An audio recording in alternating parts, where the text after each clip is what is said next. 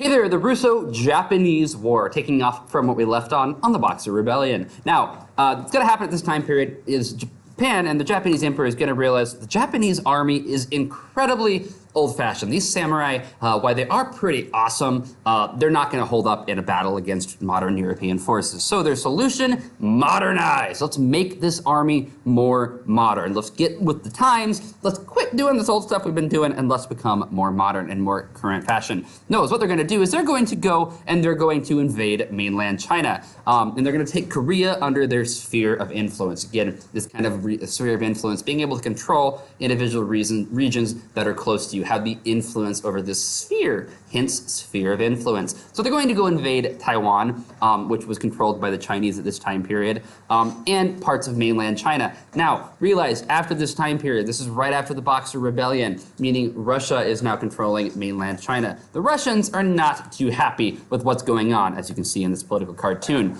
Russia is going to say to Japan, yo, you can have the island, okay, it's in the island, or it's not far from Japan, we don't want it anyway, so you can have it, but you need to give mainland China back, okay, you cannot simply take this. Go, and they're gonna whoop up on the Japanese, as you can see in this Russian cartoon. Now, Japan realizes they're a little bit threatened at this time period. They think something's not good. We need an ally. So the British are going to come and they're going to ally with the Japanese in 1902. We can see this in the political cartoon right here. We have the Japanese guy right over there. Okay, he's talking to the British, he's talking to the Americans, he's trying to find an ally.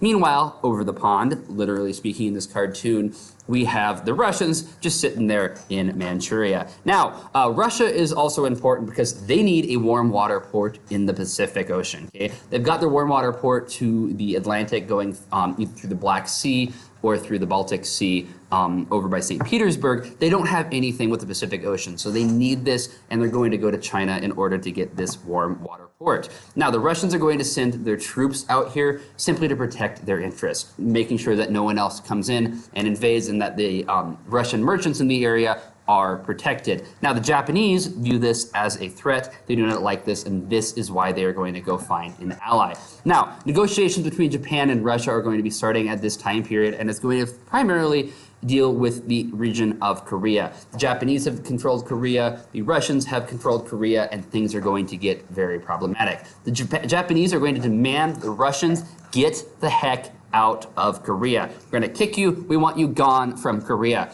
The Russians are demanding that the Japanese are going to retreat from Korea. We want Korea, you can't have it. Meanwhile, the Korean people are kind of just sitting there out of luck, really not being able to do much for themselves. Finally, in February of 1904, Japan declares war on Russia, thus starting the Russo-Japanese War. The Russians are going to attack British fishing ships in this region. Okay, the British are heavily influenced in this region. They are simply fishing in this region. The Russians attack these British fishing ships. The Russians think the British fishing ships are not actually British fishing ships, but British military ships, and that it's a decoy. As you can imagine, the British are really, really, really ticked off that the Russians attacked their fishing ships. So they're going to stop the Russians from bringing their Black Sea fleet, okay, coming from the Black Sea. They're not going to let them go through the Suez Canal, meaning this is going to cost the Russians a large amount of time. At this time, the British control the Suez Canal, not letting anyone through. If the Russians would not have attacked their British fishing ships, they probably would have let them through, which would have made things very, very different in this ultimate turning point in the war. But the British are going to say, no way, Jose, Ivan, you not coming through in my ship. Go back, Vladimir. Go around Africa if you want to get to Japan. Now, finally, the Russian fleet is going to arrive in Japan. However, the Japanese have known for months that this Russian fleet is on its way, so they're able to fortify their troops, get things ready to roll, and they're going to quickly defeat the Russians. The Russians are then going to be forced to surrender. They have no way of defeating the Japanese, and they're forced to recognize a number of things, the most important being that Japan dominates Korea. Don't mess with the Japanese when it comes to Korea. Russia is incredibly humiliated. Well, this is embarrassing because they look weak. Never before in history has an Asian country beaten a European nation, with the exception of the Mongols, but they're the exception to pretty much everything in history. The Russians are incredibly embarrassed, they're humiliated, and this is going to ultimately lead to countries being willing to fight them in World War I. They're embarrassed, things look bad. Japan is going to exert its dominance over the region, which they're going to continue to do up until the end of World War II, when they get blown away with a couple of nuclear bombs, thanks to the Americans. That is all for now. That is all for this unit. Questions, comment down below.